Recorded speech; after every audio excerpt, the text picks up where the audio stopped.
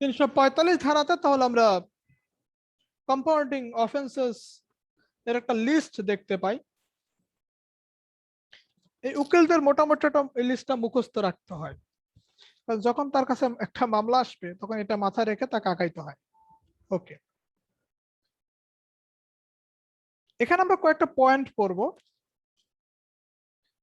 একটা হচ্ছে যে একটা অফেন্স কখন কম্পাউন্ড হতে পারে, একটা অফেন্স কখন কম্পাউন্ড হতে পারে।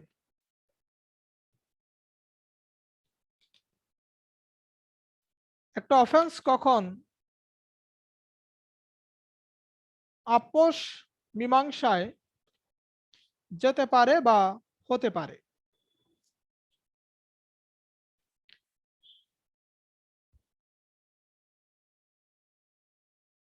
আপনার 345-এর 2তে বলে দিছে এবং আরো বলে দিছে যে কারা এবং কখন, কারা এবং কখন আপোষ মীমাংসা করতে পারে, কারা এবং কখন আপোষ মীমাংসা করতে পারে। এখানে ফার্স্ট 2 কলামস, মানে এখানে একটা টেবিল দেওয়া আছে, সেই টেবিলে বলছে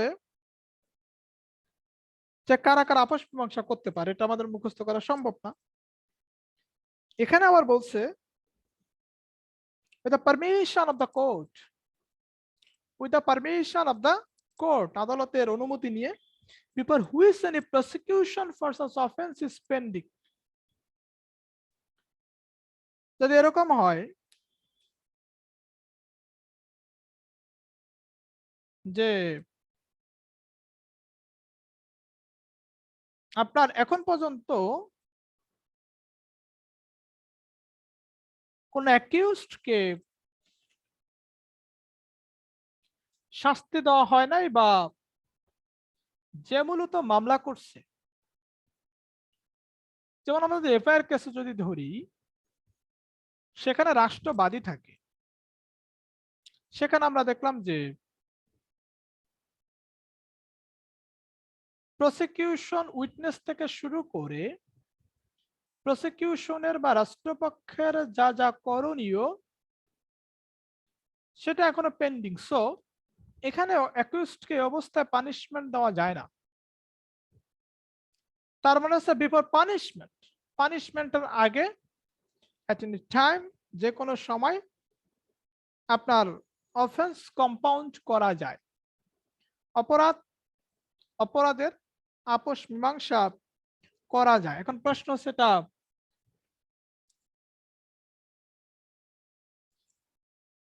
তাহলে এটা গেল। তারপর আমরা চলে আসি 345-4-এ, 345-4-এ সেখানে কি বলছে, when the person who would otherwise be competent to compound an offense under this section is under the age of 18, under the age of 18 years, or is an idiot or a lunatic, any person competent to contract on his behalf may with the permission of the court compound such offense। আচ্ছা, আপনাদের সামনে যাদের bear act আছে, আমার এই ইংলিশের কথাগুলোর সাথে আপনাদের ইংলিশের কথাগুলো মিলে কিনা, যদি মিলে তাহলে সেটা বেয়ার অ্যাক্ট মেইন আইন, আর যদি না মিলে তাহলে সেটা গাইড বই। মিলে মিলে দাদা, মিলে না? মিলে দাদা, আচ্ছা, মিলে ঠিক মিলে আছে। দাদা। তাহলে 345-4 এখানে বলছে যে মনে করেন, মিলে দাদা, মনে করেন যে এই অফেন্স অফেন্স কম্পাউন্ড কে করবে, অফেন্সের আপোষ মীমাংসা কে করবে, একটা প্রশ্ন। প্রশ্নটা হচ্ছে উত্তরটা হচ্ছে যেমন যেমন এরকম হয় না যে আপনার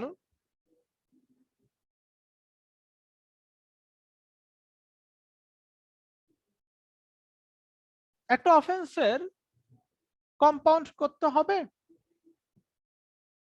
এবং যিনি হচ্ছেন অ্যাকিউজড মানে বাদী বিবাদী মিলায়া দেখা গেল যে কম্পাউন্ড করার মতো যোগ্যতা তাদের নাই, দে আর নট কম্পিটেন্ট, তারা যোগ্য না এবং তারা হচ্ছে লুনাটিক, তারা হচ্ছে ইডিয়ট, তারা হচ্ছে 18 বছরের বয়সের নিচে। এই অবস্থা তারা কি কম্পাউন্ড করতে পারবে? উত্তর হচ্ছে না। আন্ডার 18 ইয়ার্স, লুনাটিক আর হচ্ছে ইডিয়ট, তাহলে এরা হচ্ছে আপোষ মীমাংসা করতে পারবে না। প্রশ্ন হচ্ছে তাহলে একটা যেই অপরাধটা আপোষ মীমাংসা করার যোগ্য, সে অপরাধের আপোষ মীমাংসা কারা করবে? উত্তর হচ্ছে ওদের পক্ষে কোনো উত্তর যোগ্যতা সম্পন্ন ব্যক্তি। হ্যাঁ হ্যাঁ, উত্তর হচ্ছে এনি পারসন, যে কোনো ব্যক্তি, কম্পিটেন্ট টু কন্ট্রাক্ট, যেই ব্যক্তি চুক্তি করার জন্য যোগ্য, অন হিজ বিহাফ, তার পক্ষে। এনি পারসন, যে কোনো ব্যক্তি, কম্পিটেন্ট টু কন্ট্রাক্ট, চুক্তি করতে যোগ্য, অন হিজ বিহাফ, তার পক্ষে।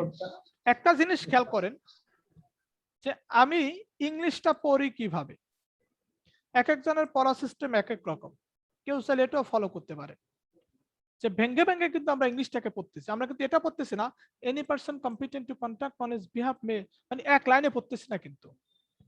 তাহলে any person competent to contract on his behalf may, পারবে, with the permission of the court compound such offense, with the permission of the court, আদালতের অনুমতি নিয়ে সেই অপরাধের কি করতে পারবে, সেই অপরাধের আপোষ মীমাংসা করতে পারবে। অর্থাৎ যেখানে আপোষ মীমাংসা করার জন্য যোগ্য ব্যক্তি নাই, সেখানে সেই ব্যক্তির পক্ষে আপোষ মীমাংসা করবে, সেই ব্যক্তির পক্ষে চুক্তি করতে পারে এমন কোন ব্যক্তি, দ্যাট মিন্স রিপ্রেজেন্টেটিভ। রিপ্রেজেন্টেটিভ। এবার চলে আসি আমরা 345-এর 4 নম্বর। এখন এই যে 345-এর 4-এ কি পড়লাম, 345-এর আমরা 1-এ কি পড়লাম, এই জিনিসগুলা মাথায় মানে মাথায় রেখে পড়তে হবে। খুব গুরুত্বপূর্ণ একটা কথা বলছে। যেমন মনে করেন আপনি আমার মাথা ফাটাইছেন, আপনি আমার মাথা ফাটাইছেন, যখন আপনি আমার মাথা ফাটাইছেন তখন আসলে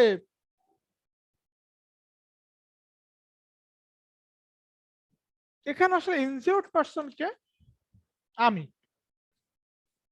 এখানে আসলে ইনজিউর্ড পারসন বা ক্ষতিগ্রস্ত ব্যক্তি হচ্ছে আমি। যিনি হচ্ছেন কোন মামলায় বেশি ক্ষতিগ্রস্ত, সে যদি কম্পাউন্ড করার জন্য কনসেন্ট দেয়,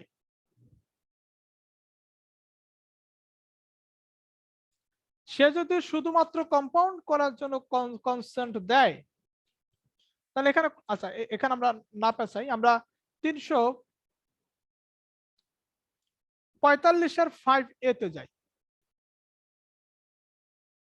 345-এর 5A, 345-এর 5A,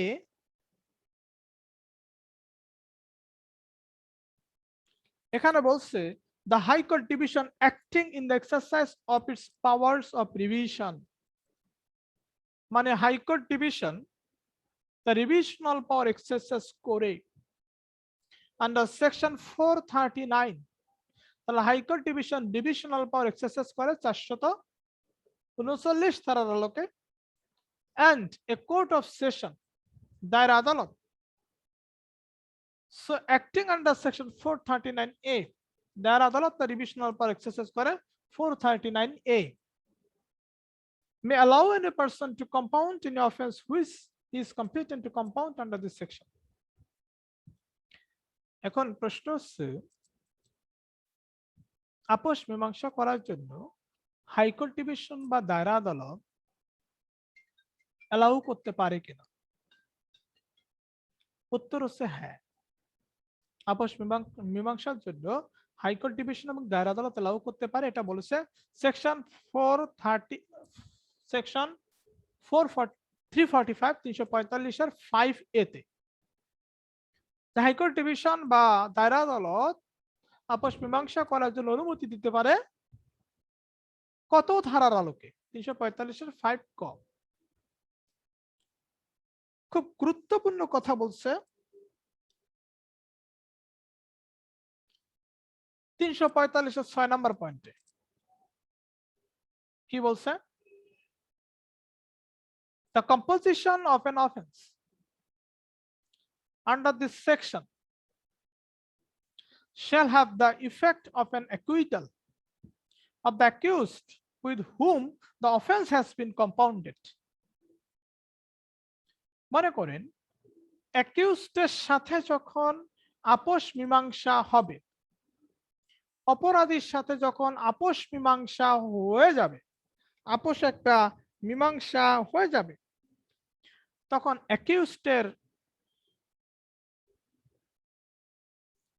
অ্যাকিউজডের ধরনটা কি হবে? অ্যাকিউজডের রেজাল্টটা কি হবে? বা অ্যাকিউজড কি ধরনের বেনিফিট পাবে? উত্তর হচ্ছে তার খালাস হয়ে যাবে। আপোষ মীমাংসার সাথে সাথে অ্যাকিউজড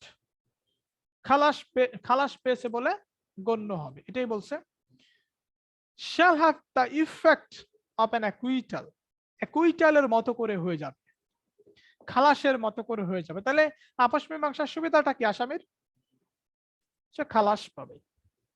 এবার প্রশ্ন হলো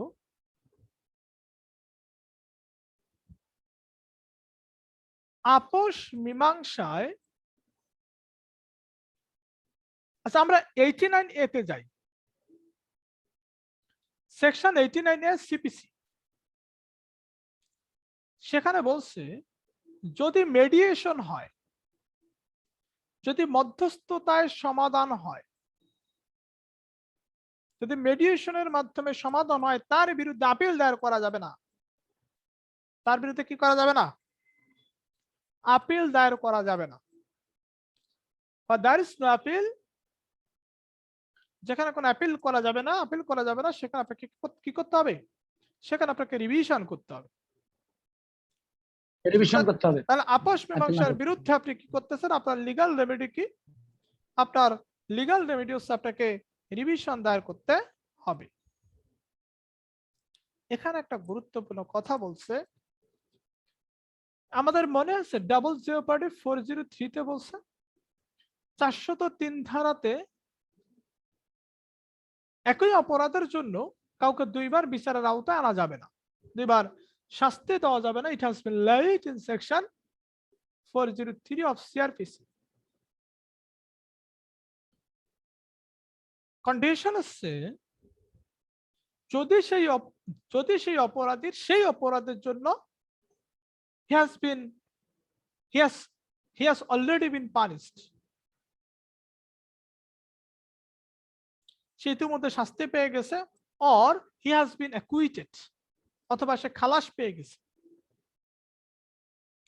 তাহলে in case of acquittal, in case of punishment, further proceeding যদি তার বিরুদ্ধে হয় in that same offense, সেই একই ধরনের অপরাধের জন্য, তাহলে সেটা কি হয়ে যাবে? সেই মামলাটা চলবে না। ঠিক, এখানে একটা কথা যে আপোষ মীমাংসা হলে ডাবল জিওপার্ডি অ্যাপ্লিকেবল হবে কিনা, উত্তর হচ্ছে হ্যাঁ, ডাবল জিওপার্ডি অ্যাপ্লিকেবল হবে। রিজনটা হচ্ছে কারণ আপোষ মীমাংসায় সমাধান হয়ে গেলে আসামির নেচারটা কি হয়, আসামি খালাস পেয়ে যায়, যেহেতু খালাসের বিরুদ্ধে ডাবল জিওপার্ডি অ্যাপ্লিকেবল হয়, সো আপোষ মীমাংসা যদি সমাধান হয় তাহলে সেই অপরাধের জন্য পুনরায় মামলা দায়ের করা যাবে না, বা সেই অপরাধের জন্য পুনরায় তাকে বিচারের আওতায় এনে শাস্তি দেওয়া যাবে না।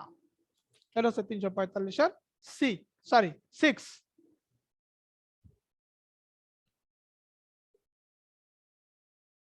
এখানে বলছে no offense shall be compounded except as provided by this exception। মানে 345-এ শুধুমাত্র যেই যেই অপরাধের আপোষ মীমাংসার কথা বলা হয়েছে সেই সেই অপরাধের আপনি আপোষ মীমাংসা করতে পারবেন, অন্য কোনো অপরাধের আপোষ মীমাংসা আপনি করতে পারবেন না। তার মানে আপোষ মীমাংসার জন্য নির্দিষ্ট করে আমার 345 ধারাতেই বলে দিছে। এটা হচ্ছে আমাদের 345-এর কথা। এখন প্রশ্ন,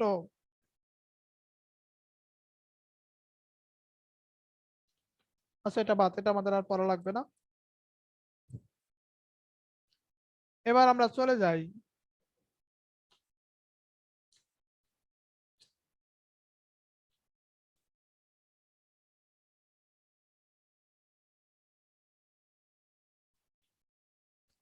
$347 একটা কথা বলছে, the procedure when higher punishment should be inflicted on accused। procedure when higher punishment should be inflicted on accused। বিষয়টা হচ্ছে দেখা গেল কি যে ফার্স্ট ক্লাস ম্যাজিস্ট্রেট একটা মামলার বিচার করতেছে, একটা মামলা যখন বিচার করতেছে তখন ভাই আচ্ছা উই নো যে first class magistrate is recognised, the first class magistrate is empowered to give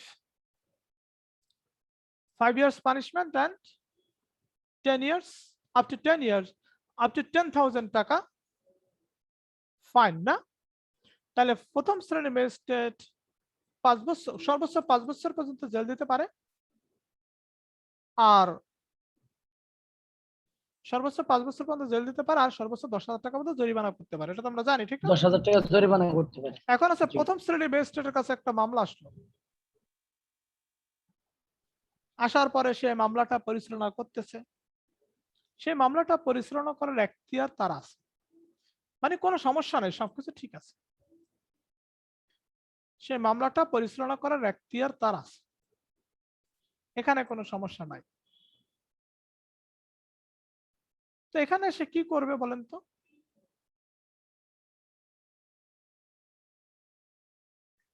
সে হচ্ছে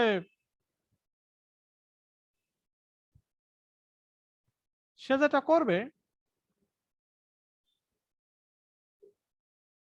যে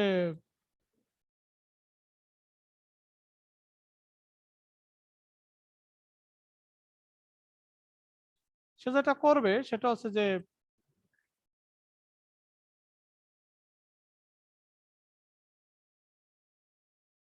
সে মামলাটা পরিচালনা করবে, রাইট? এখন ভাই মামলা তো মামলার গতিতে চলতেছে, সাক্ষ্য প্রমাণ আদি যা যা আছে একটা মানে মামলা মামলার মতো করে চলতেছে। ম্যাজিস্ট্রেট কি করলো? প্রসিকিউশনের সাক্ষ্য প্রমাণাদি সে রেকর্ড করলো। After recording the evidence for the prosecution that means কে? বাদী, মানে রাষ্ট্রের এভিডেন্স গুলো রেকর্ড করলো। That if the accused or where more accused than one are being tried together, any of such accused is convicted, he should receive a punishment more severe than that which such magistrate is empowered to inflict. He may record his opinion and submit his proceedings and forward the accused or all the accused to the court of session to which is subordinate, whereupon the court of session shall try the case as if the case were exclusively triable by it under this court. খুব গুরুত্বপূর্ণ কথা বলছে। দেখা গেল যে সে প্রথম শ্রেণীর magistrate তার আদালতে সেই অপরাধের এগেইনস্টে সাক্ষ্য প্রমাণাদি রাষ্ট্রপক্ষ থেকে গ্রহণ করলো। গ্রহণ করার পরে দেখতেছে খাইছি ঘটনা কি, আমার পাওয়ার আছে 5 বছর পর্যন্ত জেল দেওয়ার, আমার পাওয়ার আছে সর্বোচ্চ 10,000 টাকা পর্যন্ত জরিমানা করার। তাহলে আমার পাওয়ার আছে সর্বোচ্চ 10,000 টাকা পর্যন্ত জরিমানা করার, বা আমার পাওয়ার আছে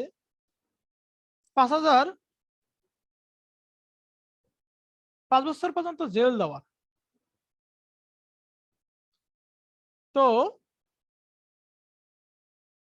এই আসামি যে অপরাধ করছে, রাষ্ট্রপক্ষ যতগুলো এভিডেন্স জমা দিছে, এই এভিডেন্স প্রমাণ করতেছে যে আসামির শাস্তি 5 বছর না 6 বছর হবে, 7 বছর হবে, 10 বছর হবে, 20 বছর হবে, মৃত্যুদণ্ড হবে। মানে সাক্ষ্য বলতেছে 5 বছরের চাইতে বেশি শাস্তি হবে তার। ম্যাজিস্ট্রেটের কাছে এই পর্যন্ত যত সাক্ষ্য প্রমাণাদি আছে, প্রসিকিউশন যা যা দিছে, বিপদ না ভাই, আমার ক্ষমতা আছে আপনাকে 5 টাকা দেওয়ার, কিন্তু আপনি এমন একটা কাজ করে ফেলছেন সেখানে আপনাকে 5 টাকা দিতে পারবো না, আপনাকে 10 টাকা দিতে হবে। আমার তো ক্ষমতা নাই, তাহলে আমি কি করব? আমি বলবো ভাই আমি আপনি পারবো না, আপনি এর কাছে গিয়ে যান, আপনি এর কাছে যান, এর কাছে যান, এর কাছে যান। তখন প্রথম শ্রেণীর ম্যাজিস্ট্রেট করবে কি করবে, সে সেটা ফেরত পাঠাবে বা তাকে পাঠাবে। কোথায় কোথায় পাঠাবে দেখেন, স্পষ্ট করে বলে দিছে, ফরওয়ার্ড দ্য অ্যাকিউজড, অ্যাকিউজড কে প্রেরণ করবে, or all the accused, যদি অনেকজন অ্যাকিউজড থাকে, যদি একের অধিক অপরাধী থাকে, তাদেরকে প্রেরণ করবে to the court of session, দায়রা আদালতে। দায়রা আদালতে তাদেরকে প্রেরণ করবে। তার মানে হচ্ছে যে উক্ত ম্যাজিস্ট্রেট সেই আসামিকে দায়রা আদালতে পাঠাবে। কেন পাঠাবে? দায়রা আদালতে পাঠালে এখন দায়রা আদালত কি করবে? The court of session shall try the case. দায়রা আদালত সেই মামলাটা পরিচালনা করবে যেন, as if যেন the case were exclusively triable by it under this court, এবং ধরে নেওয়া হবে এই মামলাটি পরিচালনা করার এখতিয়ার দায়রা আদালতের আছে। দায়রা আদালতের সেই মামলাটি পরিচালনা করার এখতিয়ার আছে এই মর্মে দায়রা আদালত সেই মামলাটার বিচার করবে। তার মানে আমাদের সামারি হচ্ছে 347 এর, যে প্রথম শ্রেণীর ম্যাজিস্ট্রেট আদালতে যদি একটা মামলা থাকে এবং সেই মামলায় প্রসিকিউশন রাষ্ট্রের পক্ষ থেকে বাদীর পক্ষ থেকে যদি এমন সাক্ষ্য প্রমাণাদি রিসিভ করা হয় এবং সেই কারণে সেই সাক্ষ্য প্রমাণাদির উপর যদি রায় দিতে যায়, সেখানে প্রথম শ্রেণীর ম্যাজিস্ট্রেটের ক্ষমতা আর বাইরে গিয়ে তাকে শাস্তি দিতে হবে। তখন দেখলো যে প্রথম শ্রেণীর ম্যাজিস্ট্রেটের যেই শাস্তি দেওয়ার ক্ষমতা আছে তার সাথে বেশি শাস্তি সেই আসামির হবে, সেই সাক্ষ্য প্রমাণাদি ম্যাজিস্ট্রেটের কাছে আছে। তখন ম্যাজিস্ট্রেট কি করবে? ম্যাজিস্ট্রেট সেই মামলাটা দায়রা আদালতে পাঠিয়ে দিবে, দায়রা আদালত তখন মামলাটা বিচার করবে। এটা হচ্ছে 347, 347 ধারা। ক্লিয়ার বিষয়টা? এবার আমরা চলে আসি 352, জাস্ট সংক্ষেপে, courts to be open. Courts to be open এটা কোথায় বলা আছে? মানে আমরা সংক্ষেপে বলি ওপেন কোর্ট, প্রকাশ্য আদালত। 352, 352 বলে দিছে, the place in which, যে প্লেসে any criminal court is held for the purpose of inquiring into A trying any offense shall be deemed an open court to which the public generally may have access so far as the same can conveniently contain them. এখানে যেটা বলে দিছে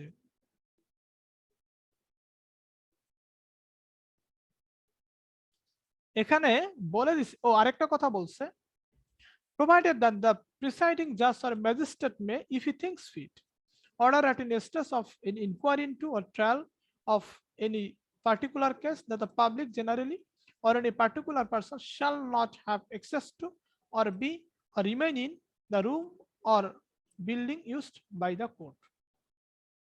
এখানে যেটা বলে দিচ্ছে যে ম্যাজিস্ট্রেটরা যে বিচার করবে বিচার করতে হবে ওপেন কোর্টে বিচার করতে হবে ওপেন কোর্টে এবং সেখানে এমন একটা জায়গায় বিচার করতে হবে এমন একটা জায়গায় ট্রায়াল করতে হবে যেখানে জনগণের উপস্থিতি থাকবে সেখানে সে সাক্ষ্য নিবে সেখান থেকে সে ইনকোয়ারি করার আদেশ দিবে সেখানে সে হিয়ারিং করবে সেখানে সে চার্জ ফ্রেম করবে তাহলে ওপেন কোর্টে বিচার করতে হবে এটা কোথায় আছে ভাই 352 ধারায় 352 ধারার পরে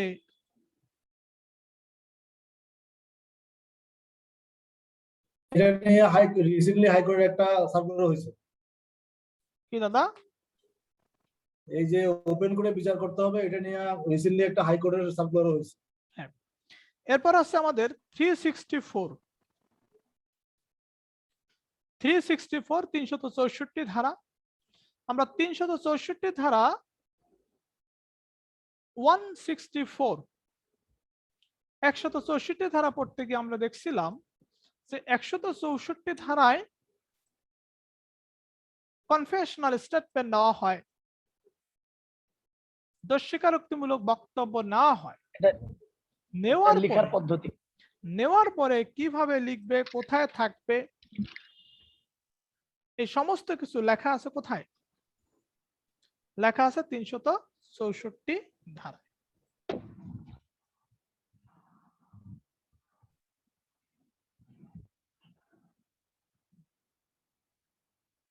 এটা আছে 364 ধারায় এবং এখানে আরেকটা সেকশন বলে দিছে 365 ধারা 365 ধারাতে বলছে record of evidence in high court division মানে সুপ্রিম কোর্ট যেটা করতে পারে যে সময়ে সময় তার কাছে যেটা যথার্থ মনে হয় সময়ে সময় এভিডেন্স নেওয়ার পদ্ধতিটা এই এভিডেন্সটা রেকর্ড করার পদ্ধতিটা সে অর্ডার আকারে বলে দিতে পারে মানে এটা সুপ্রিম কোর্টের একটা পাওয়ার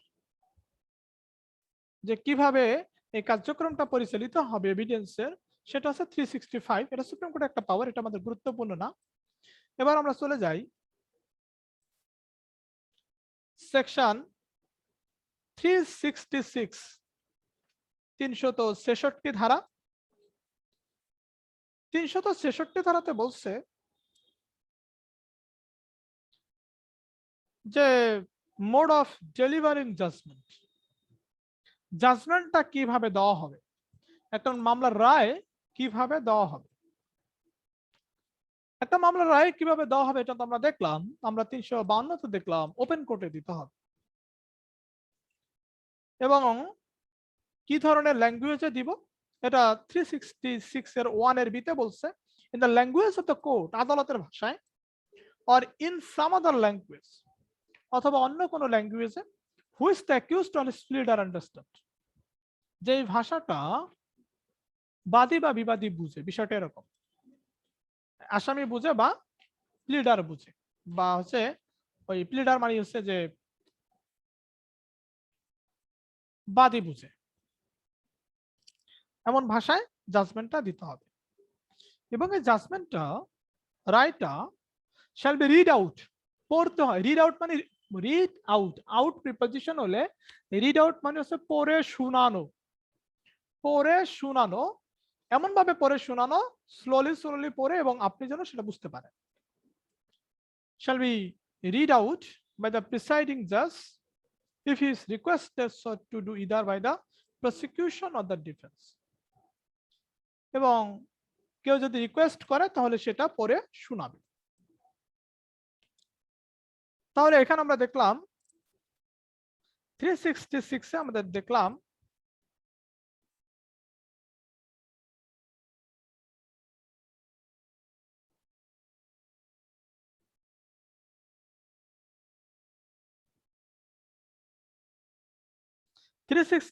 আমরা দেখলাম যে একটা জাজমেন্ট দিতে হবে ওপেন কোর্টে যে জাজমেন্ট দিতে হবে জাজমেন্ট প্রনাউন্স করতে হবে উচ্চারণ করতে হবে রায় ঘোষণা করতে হবে এটা বলা আছে 366 এ এবং আদালতের ভাষা কি রকম হবে এটা নিয়ে বলেছে 366 এ 366 এর 1 এর বি তে বলে দিছে এবং যিনি হচ্ছেন প্রিসাইডিং অফিসার থাকবেন সে হচ্ছে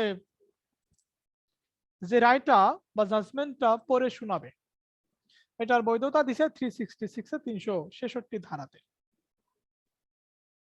এবার হচ্ছে 367 এটার হেডলাইন হচ্ছে language of judgement contents of judgement মানে একটা জাজমেন্টের মধ্যে কি কি থাকবে কন্টেন্টস অফ জাজমেন্ট একটা জাজমেন্টের মধ্যে কি কি থাকবে এটা যদি আমরা পুরোটা পড়তে যাই তাহলে আমরা দেখব পয়েন্টস ফর ডিটারমিনেশন মানে হচ্ছে বিচার্য বিষয় থাকবে ডিসিশন থাকবে দ্য রিজনস ফর ডিসিশন সিদ্ধান্তের কারণ থাকবে শ্যাল বি ডেট থাকবে সাইন থাকবে মানে তারিখ থাকবে স্বাক্ষর থাকবে এবং হচ্ছে যে স্পেসিফিক করে দিতে হবে সে পেনাল কোডের কোন সেকশনের অধীনে শাস্তিটা পাইছে the section of the penal code or other law under which the accused is convicted and the punishment or to which he is sentenced তার শাস্তি কি হয়েছে এবং কোন সেকশনের অধীন হয়েছে এটা উল্লেখ করে দিতে হবে তার শাস্তি কি হয়েছে এবং কোন সেকশনের অধীন হয়েছে এটা উল্লেখ করে দিতে হবে তাহলে একটা জাজমেন্টের মধ্যে কি কি থাকবে আমাদেরকে ভাইবা বড় যদি জিজ্ঞেস করে জাজমেন্টের মধ্যে কি কি থাকে কত তারা আছে 367 আছে এটা 367 একটা গুরুত্বপূর্ণ কথা বলছে সেটা হচ্ছে জাজমেন্ট ইন অল্টারনেটিভ মানে বিকল্প রায় জাজমেন্ট ইন অল্টারনেটিভ কোথায় আছে 367 এর 3 এ তা বিকল্প রায়টা কি এখানে বলে দিচ্ছে when the conviction is under the penal code এর শাস্তি and it is doubtful সন্দেহ হয় under which of two sections দুইটা সেকশনের অধীনে or under which of two parts of the same section of the code the offense falls the court shall মানে দুইটা সেকশনের অধীনে সেই অপরাধটা পড়ে যায় shall distinctly express the same and pass judgment in the alternative court দেখতেছে যেটা পেনাল কোডের 403 ধারায় পড়ে এটা পেনাল কোডের 405 ধারায় পড়ে বা কোর্ট দেখতেছে এটা পেনাল কোডের 426 ধারায় পড়ে এটা পেনাল কোডের 447 ধারায় পড়ে তখন কোর্ট কি করবে তখন কোর্ট অল্টারনেটিভ জাজমেন্ট দিবে কিভাবে সেই দুইটা ধারার সাথে সামঞ্জস্য রেখে সে দুইটা ধারায় কোথাও 10 বছরের জেল নাই এবারে কি করছে অল্টারনেটিভ জাজমেন্ট হিসেবে সে 15 বছর জেল দিয়ে দিচ্ছে কিন্তু সে সন্দেহ করছে এ সেকশন হতে পারে বা এই সেকশনে হতে পারে যাই হোক যদি দেখা যায় যখন অপরাধের বিচার করা হয় এবং আদালত দেখতেছে আদালত সন্দিহান ইট ইজ ডাউটফুল যে কোন সেকশনের অধীনে এই অপরাধটা করা হয়েছে এরা যদি না বুঝতে পারে তখন আদালত জাজমেন্ট ইন অল্টারনেটিভে যাবে মানে বিকল্প রায় প্রদান করবে 367 এর 3 এ বলছে এটা আচ্ছা আমরা আজকে আর ক্লাস করব না আজকের ক্লাস থেকে কোনো প্রশ্ন আছে আপনাদের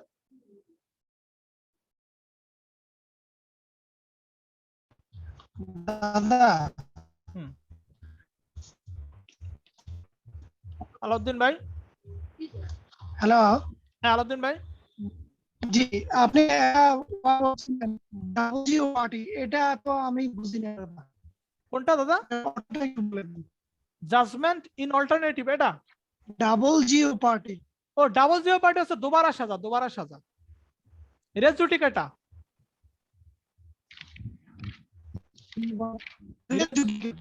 হ্যাঁ রেস জুডিকেটা কখনো শুনছেন? সেই রেস জুডিকেটা, ঠিক আছে? হ্যাঁ হ্যাঁ, ওটা তো ওই যে অনেক কার্যবিধি হ্যাঁ ওইটা 11 ধারা। ওইটাই ওইটার নামে ডাবল জিও পার্টি, যেটা আমাদের সিআরপিসি 403 ধারায় আছে, মানে সিপিসি 11। 403 হ্যাঁ আমাদের সিআরপিসি 403। আমরা কি ধারাগুলো স্যার একটার সাথে একটা মিল রেখে পড়তে পারি স্যার ধারাগুলো? অবশ্যই